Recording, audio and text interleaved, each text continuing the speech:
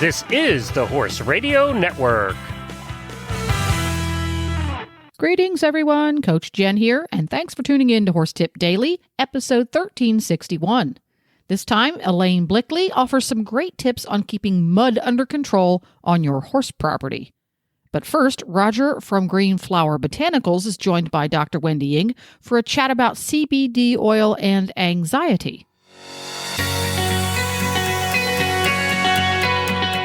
And now our own Dr. Wendy Ying speaks with Roger from Green Flower Botanicals in a series we call CBD Oil 101. Well, in our continuing series about CBD oil, we're going to talk about how we can use CBD oil to treat anxiety. That's such a huge problem in people and in our pets and horses.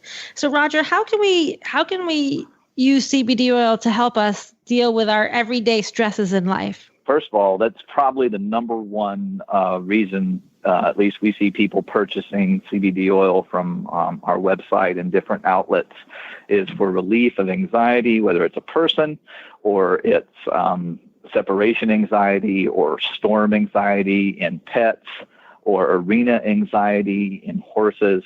And just the way CBD works with the central nervous system and the brain, it just really is a very effective anxiolytic in the way that it works with just literally no side effects. And again, the other good thing about CBD, not only does it have this wonderful, really calming, stabilizing effect, but unlike some people know CBD and marijuana are kind of tied in together, but unlike that, there's absolutely no intoxicating effect. There's no sedative effect. So it's not making you groggy or sleepy. So you're fully alert. You're just really more balanced and just this sense of control and so forth and so on. So again, it's a wonderful product. Can't recommend it highly enough when it comes to anxiety-related issues. Yeah, it's hard to treat anxiety and behavior issues, especially in our animals, without using something that sedates them. So this is such a great alternative so that they can keep their wits about them and still reach their top athletic performance and keep their brilliance, but can be more relaxed and be the horse they are at home when you're at the shows. They can be like the horse and they could be. Mm-hmm. So yeah, absolutely. That's because great, it helps them learn. Go ahead. That's the other thing. It calms them down, which then helps them learn and perform. Yeah. And when you're nervous, everybody knows you forget a lot of things, like your memory doesn't work and you make some mistakes. So this is a great way to relax yourself if you get show nerves, or your animals, and they can be at their peak performance. So, Roger, Absolutely. Where can people find out more about Green Flower Botanical products? Sure. Just go over to greenflowerbotanicals.com. You'll see all of our products there, and also a lot of really great information to help you learn more about it and how to choose products and how to dose and everything like that. And as well, we have a special coupon for HRN listeners. If you use coupon code HRN, you'll save 20% off your first order with us. If you show your horses, please check with your federation on the legal use of CBD oil. I am so glad that I can welcome back to the show Alayne Blickle. You might recognize that name because it is unique, but she has this really cool website called Horses for Clean Water, where she deals with all sorts of horse management issues and making our facilities both horse-friendly and environmentally friendly. Welcome back, Alayne. Thank you for having me. Glad to be here. You are always chock-a-block full of really good ideas and great ways to implement them. And this time, since we are recording this episode about mid-March, yesterday was the Ides of March or St. Patrick's Day, choose your holiday. Mud season is about to hit or has already hit in most parts of the country. So I thought I'd get your thoughts on mud management for your horse folks, because it's more than just a pain in the neck to groom off, isn't it? Yes, that's true. It's definitely a chore efficiency issue, but it's also a horse health issue because there's so many parasites and pathogens that can live and breed in mud and cause horse health issues for our horses, and then can potentially impact our pocketbook as well. So it's, and then environmentally, and the bottom line for me and for the agencies that I work with is that runoff from muddy paddocks or overgrazed pastures or mismanaged manure piles, all of that can run off and get into surface water and cause environmental issues for animals and plants and insects that live along those surface water bodies like creeks, ponds, and wetlands. But it can also seep into our groundwater. And most of us who live in, who have horses and live in rural areas have our own wells. And so we need to really be vigilant about how we take care of our wells and our own drinking water. Yeah, definitely. And if you do have a well, probably make it a good habit to have that well water tested at least once a year, just to make sure something that you accidentally created, or somebody else for that matter, got in there. It's good to know about it. So mud season is nearly upon. Yeah. I might interject, if you don't mind, that would be a great thing for your audience to learn about one time, is maybe having somebody on who's an expert about groundwater and then also septic systems, because those are two things that I see abused and not taken care of on horse properties, and they can lead to huge financial as well as environmental as well as human health issues. So good point. Simple to take care of and big impact when you don't. Gotta mark that down. Get somebody in to talk about water quality on your farm. Note to self. Okay, cool. So, as I said, we're in March. Mud season's around the corner. Do you have any advice, something that we can do right now, right away, to improve the soil underfoot issues that are about to happen because rainy season starts tomorrow? What are some really easy, short-term, quick things that we can do to get the ball rolling? Well, there's like three top things for reducing mud on your horse property. And the first one is to have gutters and downspouts on all of your buildings and outbuildings. And it sounds really boring, but it actually is a pretty high impact, because environmentally, you're keeping clean rainwater away from your high traffic areas. That's like, in front of your barn, in front of your stall doors, in your walkways, and in your paddocks. And you're keeping it clean, and you're diverting it away to someplace where it can soak into the footprint of your property and recharge your aquifer. And, in an area, just to give you an example of how much water comes off of a roof, in an area like the Midwest of the United States, it's probably going to be around 40 inches of rain a year, maybe 35 to 42 or something like that. And if you had a 2-stall barn, so that's 24 by 12. If you have a 2-stall shed and it's 24 by 12, you're going to have about between 7,000 and 14,000 gallons of water that runs off that roof. Holy moly! In a year. Wow. Yeah. Dang. So, yeah.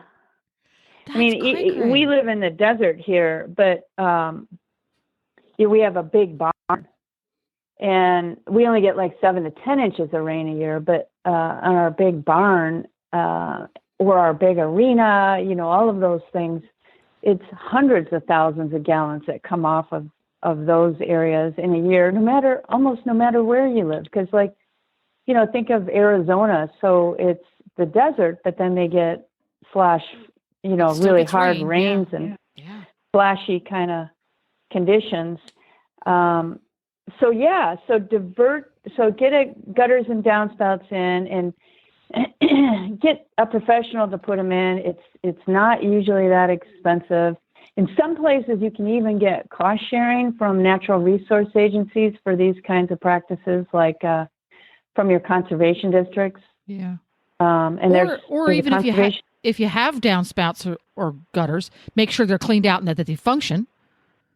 Yeah, thanks. Yeah, that's a really important thing. And then make sure that that they're not leaking, but that they're diverted to the right spot. Yeah, so don't just have them stop at to the bottom and create a giant hole on the corner of your building, because you're not doing anybody any good there. Yeah.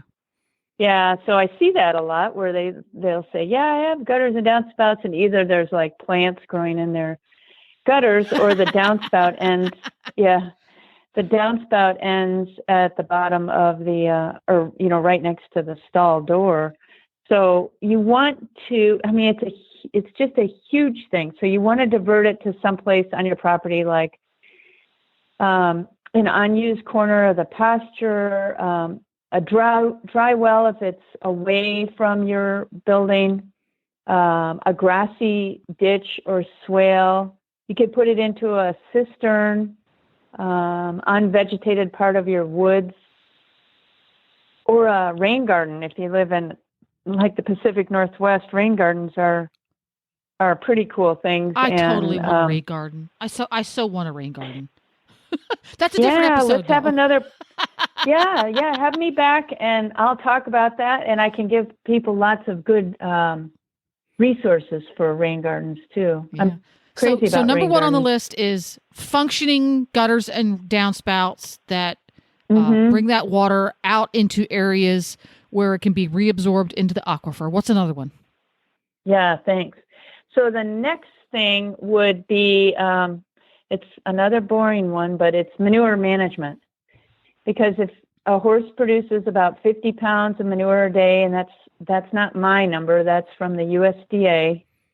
It's a pretty universal number that everybody uses. 50 pounds of manure a day. If you don't pick it up, it's 50 pounds of mud a day. And it could be even more than that. If the manure is absorbing moisture, then it gets even heavier. So pick it up, and my favorite technique, of course, is composting, but at least pick it up and stockpile it, and maybe you can find another use for it off-site, or you can compost it and reapply it to your pasture. So picking up the manure every day on a regular basis will reduce mud. It'll also reduce parasite reinfestation and other insect problems. All the bad guys. And then, and then the third big one is to use some kind of a footing material in your paddocks, in your confinement areas, and your high traffic areas.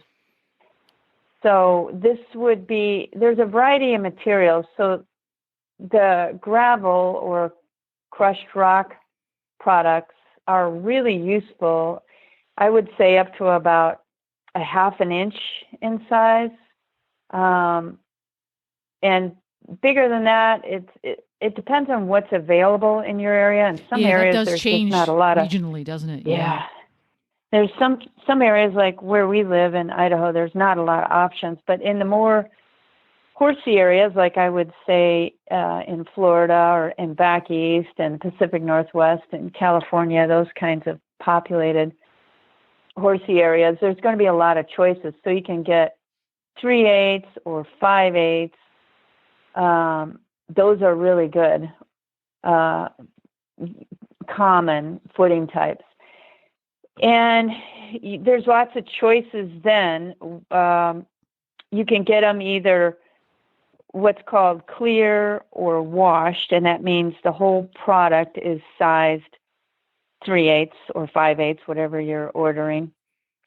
Or you can get it with the fines, and that means that the biggest piece is going to be either 3/8 or 5/8, whatever you're ordering, but it also has everything down to sand-sized particles.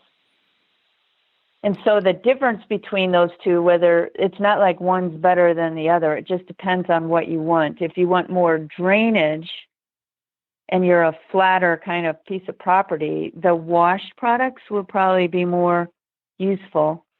But if you have any kind of slope, you probably want it with the fines, because that will help the material lock in place and not migrate so much.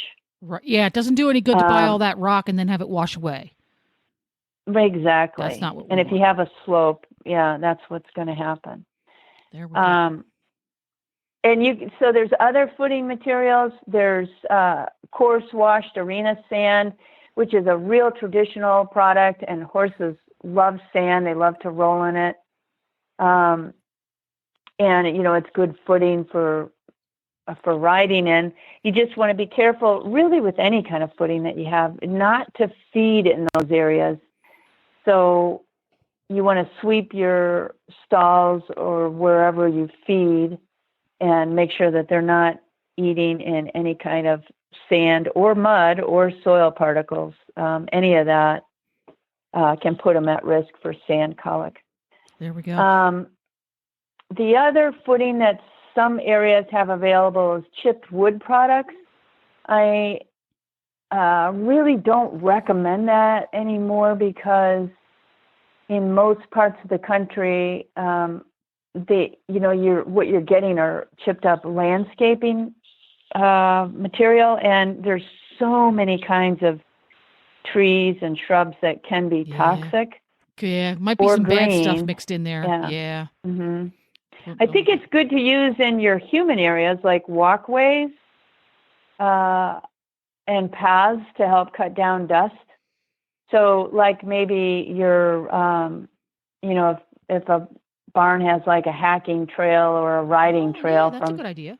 Or like we have a very short little path that we ride to get to our outdoor and indoor arena, and we have hog feel on that. But and the hog feel is chipped wood. That's another name for it.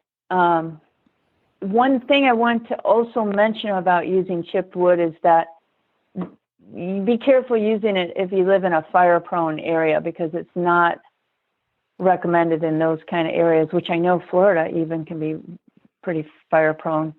Yes, particularly in the winter, yeah. Chipped wood it's going to be like kindling would be for starting a fire. So that's a third thing. Now, we could go on and on and on and on, but I think that's going to get the big overview of 3 quick things that you can check on, improve, or start right away now that mud season is here for your facility. So for folks who want to learn more about what you do, get some help from you specifically, take advantage of the incredible knowledge base that you have, where can they appropriately stalk you online? Yeah, they can go to Horses for Clean Water to my website.